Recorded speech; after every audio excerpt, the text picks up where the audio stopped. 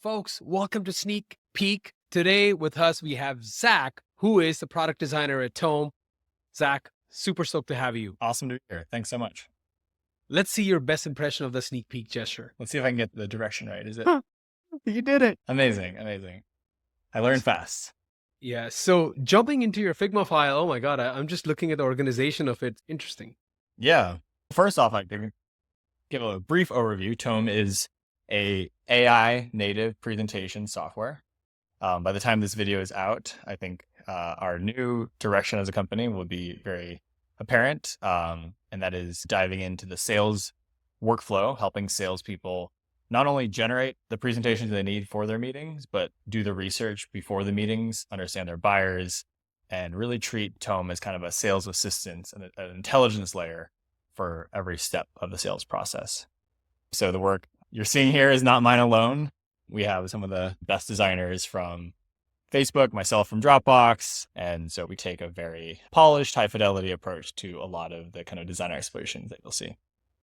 Amazing. Looking at the grouping that you've done, okay, so you've got all the projects grouped based on the different initiatives, and I see the design system, and I'm piqued by it. I'm like intrigued. Yeah, let's dive into that. So we have a pretty loose structure. It might seem organized, like broad stroke areas. As we dive into design systems, you'll see a lot of chaos here as well. We don't pride ourselves in being this super organized Figma workspace. We move as fast as we can, and that means not worrying too much about the workspace itself. In our design system folder, there's really two files that matter. There's the design system kind of core desktop, and then there is somewhere in here our icon file. So we have the desktop file, which is really the sticker sheet of all of our components. The majority of our design system today centers around our presentation editor, which is a massive part of our product, but not the only part, as we are now pushing towards chat-like assistant products. So this design system file has a lot of components around kind of presentation, layout, editing. So you have all sorts of sticker sheet components around. Here's a panel for editing theme, modifying text, context menus. So here we have your standard dialogue context menus and all sorts of variations.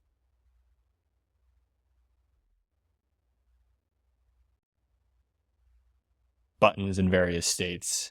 All the things that a designer might need to recreate the core Tome editor experience. And then we can jump back to that in a second. But on the icon side, we keep them in a file called DS shared. Okay, so on the icon side, we have our icons organized in this file.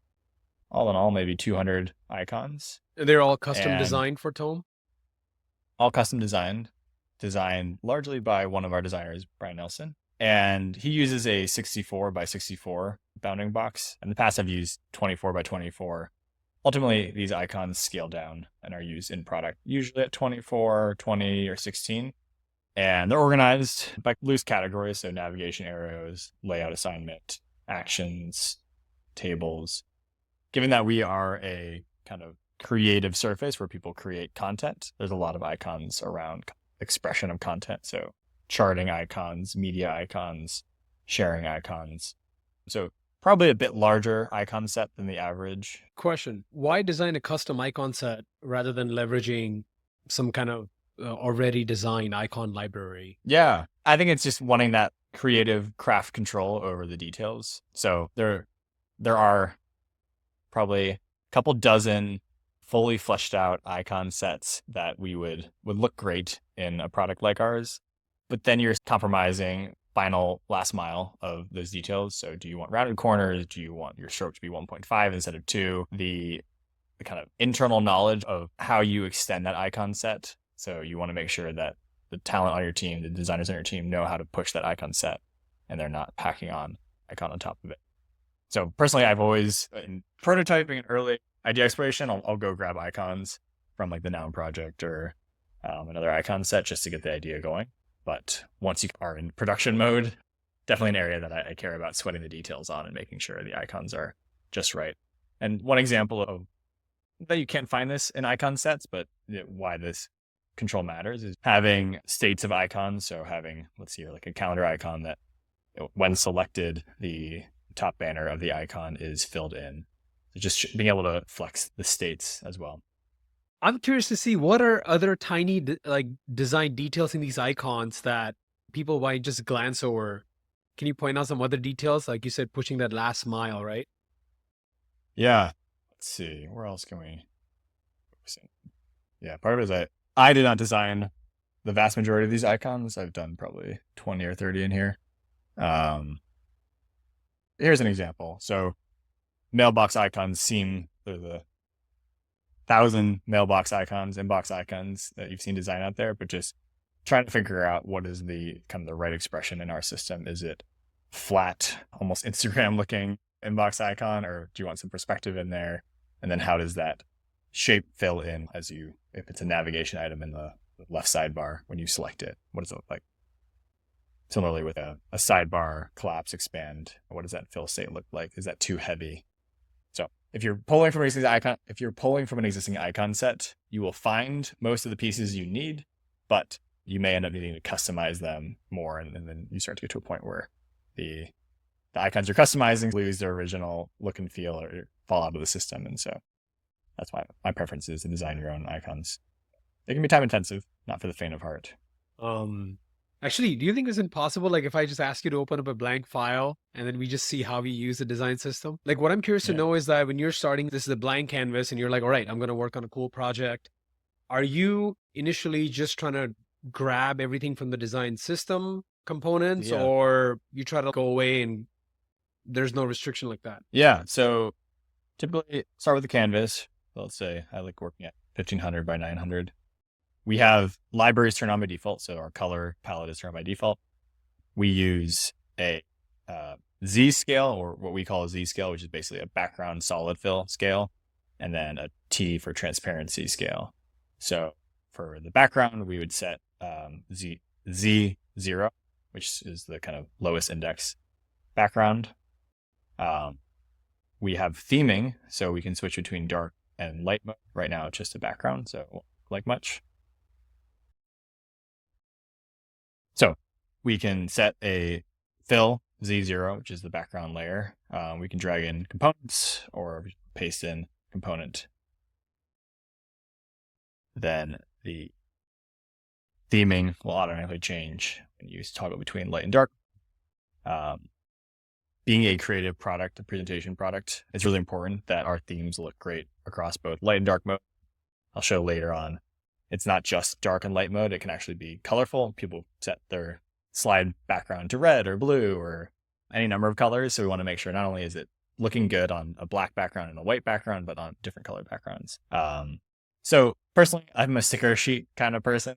I typically go and find in my sticker sheet a collection of pre-made graphics. So whether that's going back to a file I was working on yesterday and grabbing a mock from that, or I'll go back to the design system file and grab like a pre-made file, and then we use them, save them in our design system file as components, so you can pull them in, or I'll just copy and paste them, unlink them, or detach them as a component and work from there.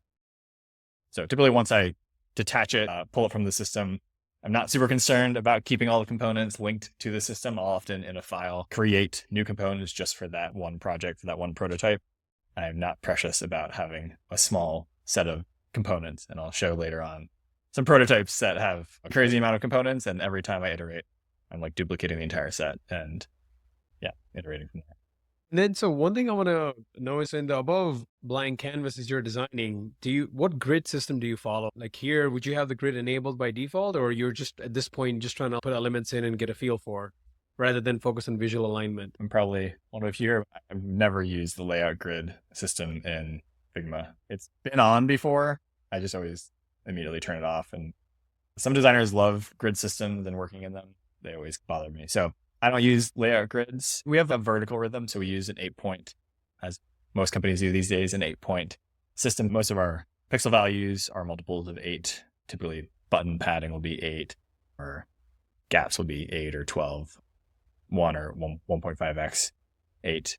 And so what that does is it creates typically a nice vertical rhythm with content. And it's not to say that everything, if you like drew rulers on the page, everything has to line up exactly to that 8-pixel grid, but it just gives a little more consistency throughout. And then for most of our kind of horizontal, so that's a vertical rhythm, for horizontal rhythm or horizontal alignment, it's a pretty standard. The sidebar is a width, fixed but potentially resizable. The content itself is a fluid piece. And so we want, like here with the grid content, we want the content to take up as much space as possible. So whether you're in a workspace looking at a grid of files or in an editor looking at a presentation, we want that horizontal rhythm to be as fluid as possible. So yes, using multiples of 8 for spacing, but there isn't some grid system that lines, like 12 column grid system that lines everything. So it seems like when you're just trying to get some ideas out on the canvas, you're just trying to get a look and feel. You're not obsessed about, oh, this thing is 1 pixel off, I need to immediately fix it. You're not like being OCD about it at this stage in the early exploration. There's a stage for that. And often that stage is code, but they're early on just getting ideas on paper, even if that is literally a piece of printer paper that you can just sketch something out on. So our design system is set up, our design kind of components and sticker sheet and icon set is set up to be a resource. So you go grab a thing, you plop it onto your file and you run with it. It's not designed to be the source of truth that everything has to be brought back into and kept up to date. Engineers are not looking at the component system in this desktop file on a weekly basis to check like what's changed and what's new. That means that components in this design system file will go out of date. More often than not, you'll be working on a design, talk with an engineer and realize this button is like a slightly different size and we updated that 2 weeks ago. It's fine. So as you move fast, you don't want to act like a giant, big, mature company too fast. You want to stay nimble and be willing to have components that are a little bit out of date. I want to go back to that blank canvas and explore that Z naming convention you had and see like what happens when you change the Z value from 0 all the way up. What happens differently? Because I've never seen anyone do that, what you have there. Okay, yeah. Our color system, resize this here. Guess you can't resize. Has a Z0 through 6. So 0 is pure black. 1 is going to be grayscale. It's about 8 on the lightness scale. And the T and the Z, I think mostly correspond. Double check this. So if I'm on a black background, pure black background, and I do T1. So this is a transparent color. See, as I move over, it's transparent. This is a solid color, T1. And they look identical when they're both on a black background. And essentially with a grayscale, our grayscale has 10 values, but they show up as a transparent and a non-transparent. Helpful when you're working with elements that you need transparency, you can just quickly swap over and say, instead of a Z2, this is a T2. Oh, so it's like the T is basically like going from like increasing level of transparency. So if I go to T4, it's probably going to be even more transparent. Yeah. Okay. Thanks for clarifying. Yes. The T1 through 9 is a decreasing level of transparency. So T9 is basically pure white, 0 transparency, whereas T7 is going to be partially transparent, 50%. So we, in the name of the color tokens, we say 100%, 70%, 50%, 25, 16, 12, 8, 6, and 4. And then the Zs are not transparent, but essentially the hex value, if you were to eye drop on a black background, that level of T. So super helpful when I think every design system needs a transparent and non-transparent, because there are times where you want a transparent element, like you want text and an icon on a button to get slightly lighter as the background changes. You wouldn't want to have to manage all these granular text colors to handle that transparency. But there are other times where you want an element to fully mask the content behind it. Let's say like a modal dialogue, and the modal might not be pure black, might be like a steps out from the black background. And so like these backgrounds here, if you look at them, we have some conversion files, but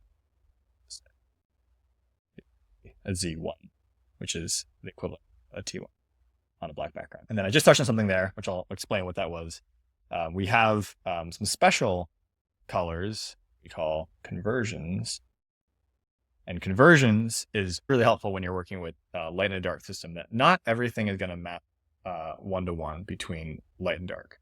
For example, a modal overlay, let's go back to that here. If I plop this down, these side by side, this one will make it light. Closely, you'll see that in dark mode, you want a dialog or modal overlay to be a slightly lighter shade than the background, right? That gives it its depth. So the background is pure black, but the foregrounded item is going to be a lighter gray. In light mode, you don't want that dialog, that element, to be gray. You don't want it to be different from the background. Typically with light mode, you want everything to stay white as much as possible. Just gives overall a cleaner look of it. If things get grayer and grayer and grayer, the whole UI starts to get muddied. And so between the two, light and dark mode, you actually have two separate sort of patterns or sets of colors. And so to accomplish that, we have special colors, which we call conversions. And some of them are named based off of the use case. So panels, we have here panel higher elevation, which is like slightly lighter, useful for elements that you really want to feel foregrounded, like pop-up modal for things like a toast. And then we also have very kind of utilitarian conversion values. So if you as a designer know, hey, I just want this to be T1 in dark mode and T2 in light mode, we have that for you. And designers will add in new conversions as needed. But for the most part, these 12 conversions are all you really need. So a common use of conversion is like in borders, you might want in dark mode, the border to be more subtle, more high contrast, actually. Things like shadows, you might want in dark mode shadows to be a bit louder because it's very hard to see a light shadow on a dark background. And so all these conversions are really helpful for just dialing. And this is like a final step of a project, but you're dialing in the little details and figuring out to make sure that the light mode version of your design is. So what does that conversion read to somebody from the outside? Is it like T6 to T7.4W to 6P? So is it saying that in light mode, it's going to be T2, but then if you switch to dark mode, it's going to be T2? Yeah, we are dark mode first. So T1 is the dark mode value. And then this is basically saying this is going to go from T1 to T, which equates to 4% so T1 is 4% and it's 4% of white. So FFF, 4% opacity. And then in light mode, it's going to be T2, and T2 is 6% of pure black. So if I'll do it for you real quick here. If I take this down to our conversions and do slightly darker ones. T4. So here you go. Same token, but one is, we detach it, is going to be black at 8%, and this one is going to be white at 16%. So the colors that we were just using are all stored here. So if we go to, there we go, theme. Okay, so if we go to do that one more time. Go to your local variables. We have all of our theme files here. So organized in the T category, we have T1 through 9. And you can see the dark mode and the light mode here. So that's probably the easiest way to organize or help you visualize. So whites on the dark side, because again, this is layering on top of a dark background. So you want white to progressively layer on top. And then on the Z side, you start out with, we've recently changed it, but it's pretty much pure black on the Z0 and then pure white on light mode, all the way up to Z6. And then we have the conversions file. So if a designer needs a new conversion, let's say they want to, for some reason, convert T4 in dark mode to T1 in light mode, and they don't have that already, they can just come in here and I'll just duplicate this variable, rename it, make sure it's all the right values for, and now you have a new conversion ready to go. You can also create a variable in the file you're working in. And so it probably helps, right, when communicating with engineers, rather than sharing hex codes and stuff. You're using acronyms, Z number, Z4, Z3, rather than spelling it out every single time, the specific hex code. Yeah. And then for elements that we use over and over again, like core elements, we often, and especially if we need like a custom color for that, we'll create a value for it. So skateboard is what we call our little like thing that you click to open up the prompt bar, or like the AI chat input. So we have a special value for that and a hover state.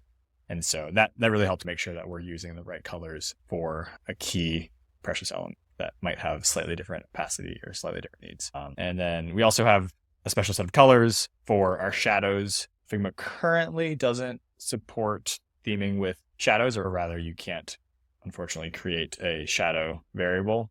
And so to get around that, we create colors for the different shadows and then use in the shadow itself.